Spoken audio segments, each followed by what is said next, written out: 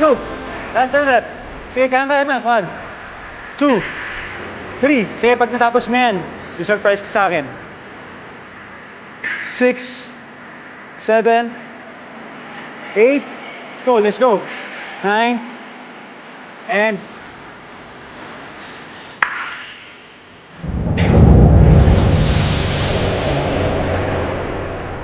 Pag sinabi ko, hindi na surprise.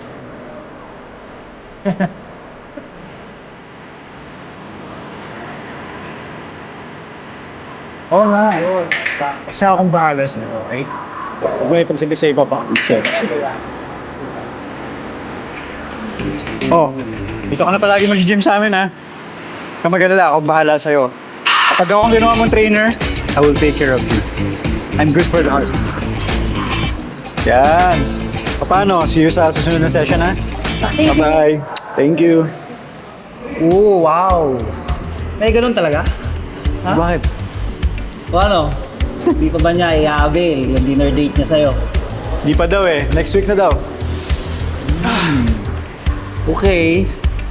Alam mo, Coach Jim ha, sa ibang gym, kapag nakita ng may-ari na nag-flirt yung personal trainer at yung client, nako, matik yun. Isante. Eh buti na lang, ako yung may-ari ng gym na to. So hindi ako pwede masisante, di ba? Hindi ka matatakot na gano'n? Baka balikan ka mamaya ng karma niyan ha. Coach, kailan ba ako nanloko ha? Ano bang ginagawa ko, di ba? Tinuturuan ko yung mga kliyente natin na improve yung sarili nila. Maging confident sila. I-appreciate nila yung sarili nila. O ang kapalit nun, eh, hindi na wala na tao ang gym.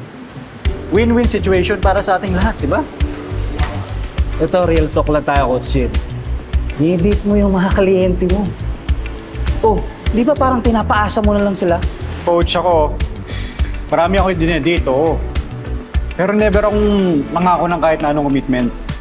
Kaya kung masa man sila, hindi kasalanan nila yun, di ba? Hindi ka na-tem kahit minsan. Hindi.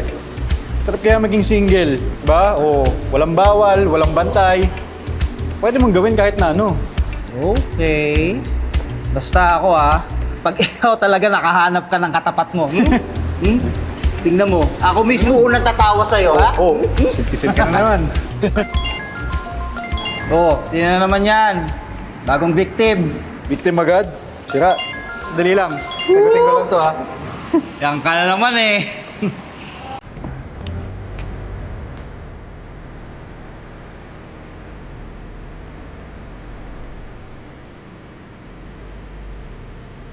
Ano ba yan? Di ka kasi...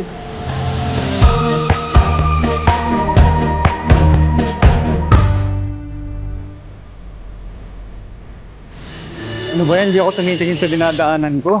Nabangga tuloy kita. Sorry, miss nasaktan ka ba? Wala bang salamin dun sa pinagtulugan mo? Ito. Hindi, sinadya ko talaga to kasi para hindi ako maligaw. Tsaka para makasalubong kita.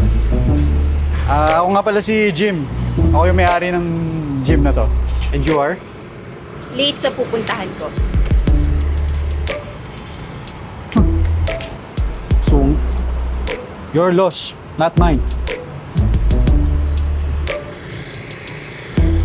Baba. Mga naman. Kompetensya na pala yung gym ko.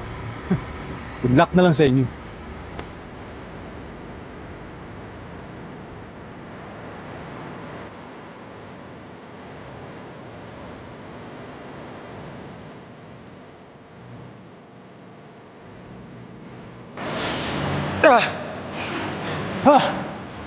The design is very... Lagat na tayo ng karma. Ha? Ano yung sabi mo? Coach, wala nga mga babae dito sa gym natin. Di kaya na-cancel tayo dahil dyan sa tactics mo na yan, ha? Teka, wala naman akong reklamo na natanggap. Eh, sige nga, paano ko ito ma-explain? Anyari dito. Ano? Wala pa ba? Coach, sa tingin mo ba magkukwento yung receptionist ng kabilang gym kapalit lang ng kape na yan. Hmm? Coach Dwight, alam mo, kape at charm lang yung kalaban niya. Ha? Walang panlaban dyan. Mukhang pumapalya na nga yung charm na yan pinipilit pa talaga. Sinasabi ka?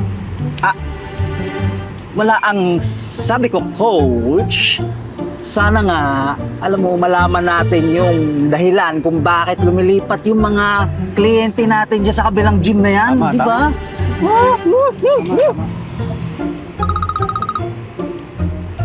Ay, coach, wait lang sagutin ko lang to. Sinasabi ko panira ng diskarte ang pagkakaroon ng jowa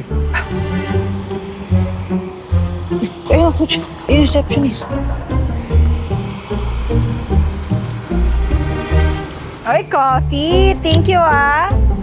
Ay, teka lang. Di ba po kayo yung owner ng James Gym? Bakit may po? Para saan yun? Tanggalin mo na yun. Sino po hinahanap nyo? Yan ka na naman sa po Si Melissa po yung hinahanap nyo po, sir, no? Kasi narinig ko kayo ng kaibigan nyo po kanina po. Nagtataka kayo kung bakit lumilipat na sa amin ang mga kliyente nyo dati. Di ba po? Wala akong balak na ganun Si Melissa kasi hinahanap mo, di ba? Wala na. Pumasok na sa gym. Unless gusto mong pumasok sa enemy territory. Ay, thank you,